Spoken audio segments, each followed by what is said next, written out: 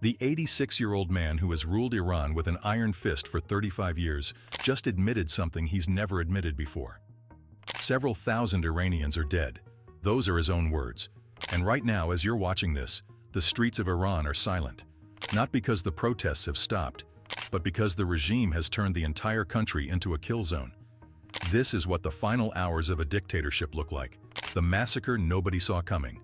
Here's what happened. On December 28th, shopkeepers in Tehran closed their doors. A simple protest about the economy.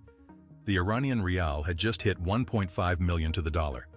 That's a currency that lost half its value in 6 months. Food prices jumped 72% in 1 year. People couldn't afford to eat.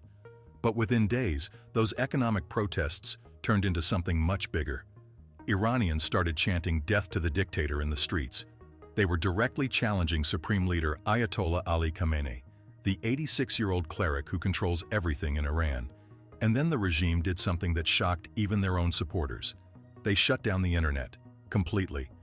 On January 8th, Iran went dark. No social media, no messaging apps. You couldn't even make phone calls in some areas. What happened next was brutal. Between January 8th and January 12th alone, security forces killed at least 3,379 protesters, according to sources inside Iran's own Ministry of Health. Let me repeat that. 3,379 people in just 5 days. Videos that leaked out before the blackout show makeshift morgues overflowing with body bags. One video from Karizak near Tehran shows at least 205 body bags in a single overflow facility. Families desperately searching for their loved ones among the dead. Eyewitnesses report security forces firing from rooftops, shooting protesters in the chest and head from close range.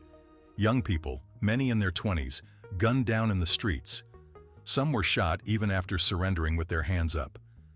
The death toll estimates now range from 2,000, according to the regime's own admission, to possibly 20,000, according to some activist groups. Even conservative estimates put this as one of the deadliest crackdowns in Iran's modern history. Worse than 2022. Worse than 2019. This is a massacre. And here's the thing that makes this different from every other protest Iran has faced. The regime is panicking. If you want to see how this ends, hit that subscribe button right now. Because what happens in Iran in the next few weeks will reshape the entire Middle East.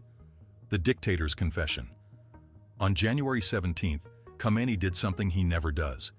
He acknowledged the deaths publicly. Several thousand people were killed, he said. But then he blamed it on the United States and Israel. He claimed foreign enemies orchestrated the entire thing. That's desperate talk. When a dictator starts blaming outsiders for his own people's anger, that's when you know the walls are closing in. And the numbers keep getting worse. The protests spread to all 31 of Iran's provinces. Over 340 separate protests documented across the country. This wasn't just Tehran. This was nationwide rage. State media tried calling it a terrorist operation. They showed damage to government buildings, burned cars, and attacked mosques. But they couldn't explain why millions of ordinary Iranians were in the streets. Shopkeepers, students, pensioners, even Generation Z kids who've never known anything but this regime, and the regime knows it. Ali Larijani, the Secretary of Iran's Supreme National Security Council, has reportedly been coordinating the entire crackdown. Former Iranian officials are calling him the mastermind of the massacres. This was planned. This was systematic. This was the regime's answer to peaceful protesters. The government even placed almost the entire country on leave until January 4th. They said it was because of cold weather and energy saving, but everyone knew the truth. They were trying to clear the streets. Stop the momentum. It didn't work. People kept protesting. The chants got louder. Death to Khamenei. Long live the Shah. Protesters even started waving the old lion and sun flag from before the 1979 revolution. That's a direct rejection of everything the Islamic Republic stands for. But even as they kill thousands, they can't hide the truth anymore. The economy is collapsing. The rial hit 1.5 million to the dollar. Inflation is running at 42%. Basic food items are becoming luxuries. Iran's entire regional strategy has fallen apart. Assad fled Syria. Hezbollah is weakened. Hamas is isolated. The so-called axis of resistance is crumbling, Iran spent billions building that network, and it's all gone. Israel struck Iran's nuclear facilities in June 2025. The UN reimposed sanctions in September. The country is sitting on massive energy reserves but can't keep the lights on for its own people. And now comes the part that should terrify Khamenei the most. The security forces themselves are breaking when the enforcers break. The regime's own security forces are showing cracks. Multiple reports indicate that Iran imported 800 foreign militia members to help suppress the protests. Think about that. The Islamic Republic had to bring in Iraqi militias, Lebanese Hezbollah fighters, Pakistani and Afghan mercenaries because they couldn't fully trust their own forces. When you need foreign fighters to control your own capital city, your regime is finished. The judiciary is now threatening fast trials and executions.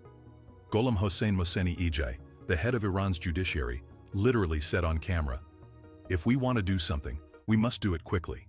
If it becomes late, 2 months, 3 months later, it doesn't have the same effect." That's not justice, that's desperation. Over 18,400 people have been arrested. Many are being charged with moharabeh, which means waging war against God. The penalty? Death. Iran has already executed over 1,900 people in 2025. That's more than double the year before, the highest number in decades. 64 women were executed. 6 people who were juveniles when they committed their alleged crimes. 13 people were hanged in public as a warning to others. The regime executed more people in December 2025 alone than in any single month in 37 years. 403 executions in 1 month, one hanging every 1.8 hours, and now they're threatening to execute thousands more. But here's what the regime doesn't understand. Every execution creates more enemies. Every dead protester has a family, friends, a community. You can't kill your way out of this. The final question. So is this really the end? Is Khamenei's 35-year rule finally collapsing? Intelligence reports suggest Khamenei has a plan B to evacuate to Moscow if the regime falls. The 86-year-old dictator is reportedly preparing an escape route. That tells you everything about how serious this is. The protests have quieted down in recent days, not because people gave up, but because thousands are dead and tens of thousands are in prison. The regime has reasserted control through sheer brutality. Videos stopped coming out, the gunfire faded, streets emptied. But the problems haven't gone away. The economy is still collapsing. The rial is still worthless. Food is still unaffordable. The regional network is still destroyed. And most importantly, the Iranian people have lost their fear. That psychological shift is massive. For decades, the Islamic Republic maintained power through terror. But when people decide they have nothing left to lose, that's when governments fall. One analyst described it as the most significant thing about these protests. Many Iranians are no longer afraid of the regime. The slogans tell the story. Death to Khamenei. This year is the year of blood. Khamenei will be overthrown. Videos show women lighting cigarettes with burning pictures of the supreme leader. That's a serious crime in Iran, punishable by prison. But people are doing it openly. That's what fearlessness looks like. President Trump has threatened military action if Iran executes protesters. The international community is watching. The UN is calling for investigations into crimes against humanity. The next few weeks will decide Iran's future. Will the regime survive through mass executions and terror? Will the protests reignite once the world is watching again? Will Khamenei die or flee before facing justice? Nobody knows for certain. But one thing is absolutely clear. Iran will never be the same. The Islamic Republic has crossed a line it can't cross. Killing thousands of your own people in the streets is not something a nation forgets. This might not be the final hours yet, but the clock is ticking. And Khamenei knows it. If you want to stay updated on how this unfolds, smash that subscribe button and turn on notifications. Drop a like if this opened your eyes to what's really happening in Iran. Because the mainstream media isn't telling you the full story. We are. The Iranian people are fighting for their freedom. The least we can do is make sure the world knows their story.